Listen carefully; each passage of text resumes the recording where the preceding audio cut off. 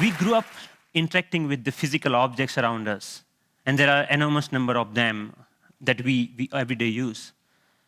Unlike our most computing devices, these objects are much more fun to use with. When you talk about objects, one another thing automatically comes attached to that thing, and that is gestures, how we manipulate these objects, how we use this object in everyday life. We use gestures not only to interact with these objects, but we also use to interact with each other. Like gesture of namaste, maybe to respect someone, or maybe in India, I don't need to teach a kid that this means 4 runs in cricket. It comes as a part of our everyday learning. So I'm very interested from beginning that how can our knowledge about everyday objects and the gestures and how we use this object can be leveraged to our interaction with the digital world. Rather than using a keyboard and mouse, why can I not use my computer in the same way that I interact in the physical world? So I started this exploration around 8 years back, and it literally started with a mouse on my desk. Rather than using that for computer, I actually opened it. And most of you might be aware that in those days, the mouse used to come with a ball inside, and there are 2 rollers that actually guides the computer that where the ball is moving and accordingly where the mouse is moving.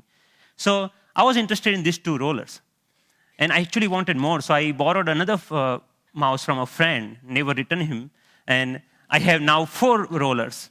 What interestingly I did with these rollers is basically I took them off from these mouses and then put in a one line. It had some strings and pulleys and some spring. And what I got is basically a gesture interface device that actually acts as a motion sensing device made out of $2. So here, whatever movement I do in my physical world is actually replicated inside the digital world just using this small device that I made around 8 years back in 2000. Because I was interested in integrating these 2 worlds, I thought of sticky notes. I thought, why can I not connect the normal interface of physical sticky note to our digital world? A message written on a sticky note with my mom on a paper can come to an SMS, or maybe a meeting reminder automatically syncs with my digital calendar. And a to-do list automatically syncs with you. But you can also search in the digital world, or maybe you can write a query saying, what is Dr. Smith's address? And this small system actually prints out. So it actually acts as a paper input-output system, just made out of paper. In one another exploration, I thought of making a pen that can draw in 3 dimensions. So I implemented this pen that can help designers and architects not only think in 3 dimensions, but they can actually draw so that it's more intuitive to use that way. Then I thought, why not making a Google map, but physical world? Rather than typing a keyword to find something, I put my objects on top of that. If I put a boarding pass, it will show me where is your flight gate. A coffee cup will show you where you can find more coffee, or where you can trace that cup. So this was some of the earlier explorations I did, because the goal was to connect these 2 worlds seamlessly. Among all these experiments, there was one thing very common. I was trying to bring a part of the physical world to the digital world. I was taking some part of the objects or anything intuitiveness of the real life and bringing them to digital world.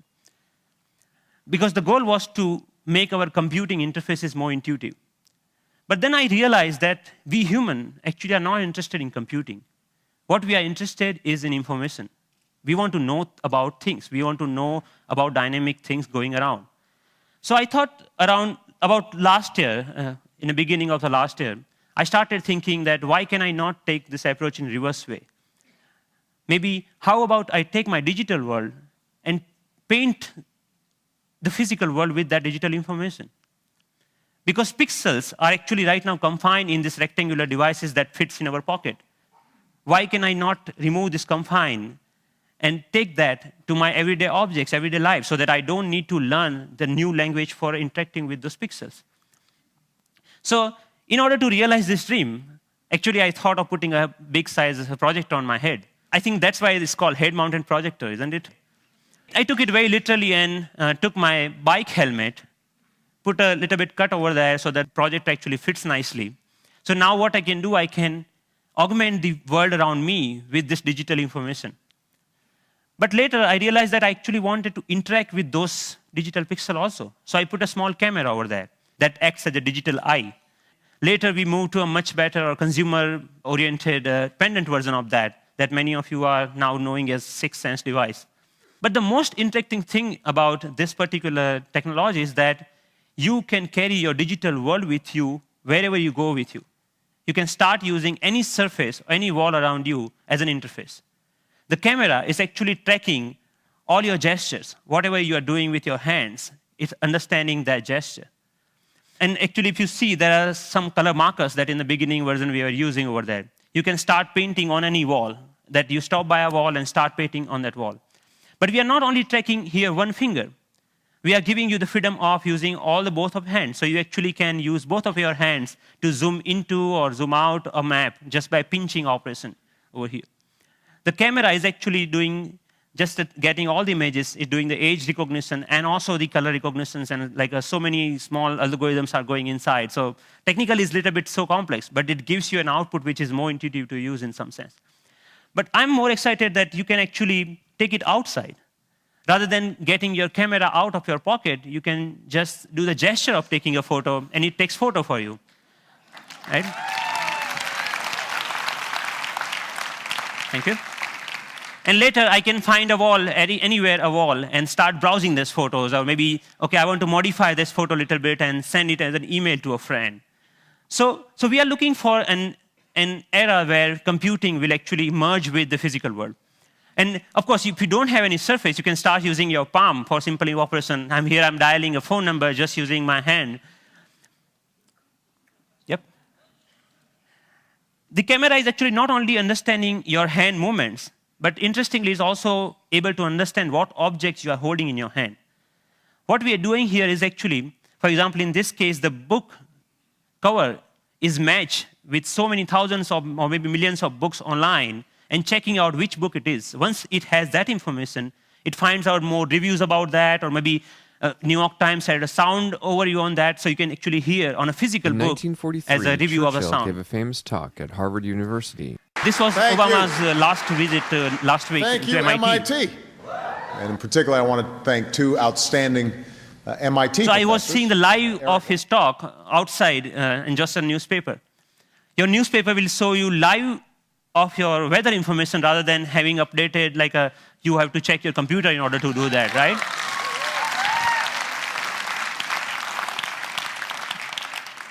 When I'm going back, I can just use my boarding pass and to check, oh, my flight has been how much delayed. Because at that particular time, I'm not feeling of opening my iPhone and checking out a particular icon.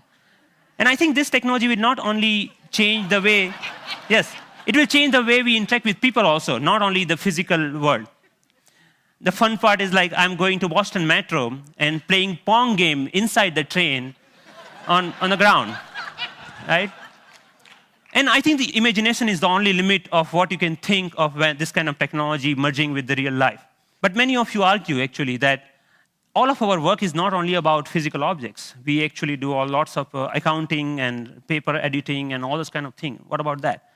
And many of you are actually excited about the next generation tablet computers to come out in the market.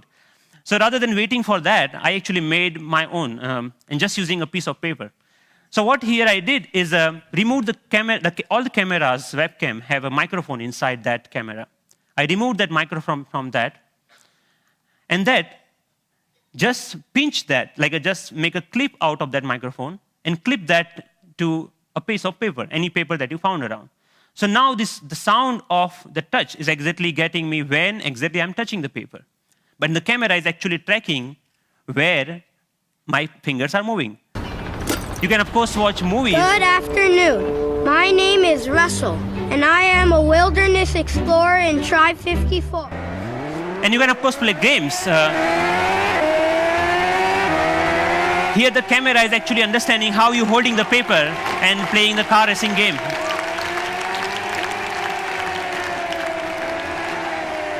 Many of you already must have thought, okay, you can browse. Yeah, of course, you can browse to any website. So you can do all sort of computing on a piece of paper wherever you need it. So, but more interestingly, I'm interested that how we can take that in a more dynamic way. When I come back to my desk, I can just pinch that information back to my desktop so that I can use my full-size computer. And why only computers? We can just play with papers. Like paper world is interesting to play with. So here I'm taking a part of a document and putting over here the second part of from second place, and I'm actually modifying the information that I have over there. Yeah, and then I'm saying, okay, this looks nice. Let me print it out, that thing. So I have a now printout of that thing, and now, so the workflow is more intuitive the way that we used to do before, maybe 20 years back, rather than now switching between these two worlds. So as a last thought, I think that integrating information to our everyday objects will not only help us to get rid of the digital divide, the gap between these two worlds, but will also help us in some way to stay human, to be more connected to our physical world. And it will actually help us not end up being machines sitting in front of another machines. So that's all. Thank you.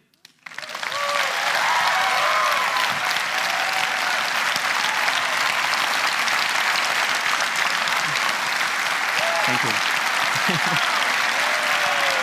Thank you. Thank you. Thank you. Thank you.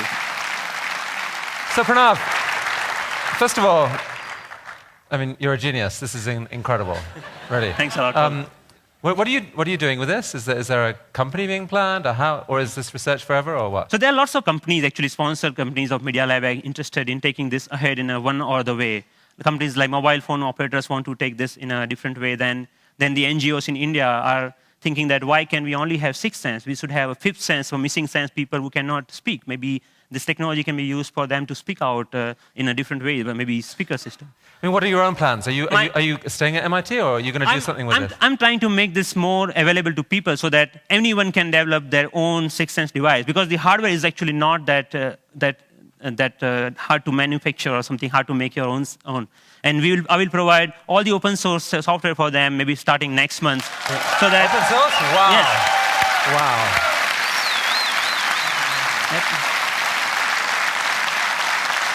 Are you going to come back to India with some of this at some point? Yes, of course. I mean, what are your plans? MIT, India, how are you going to split your time going forward? There is a lots of energy here, lots of learning. Like all of this work that you have ever seen is all about my learning in India. And now, even if you see, it's more about the cost effectiveness.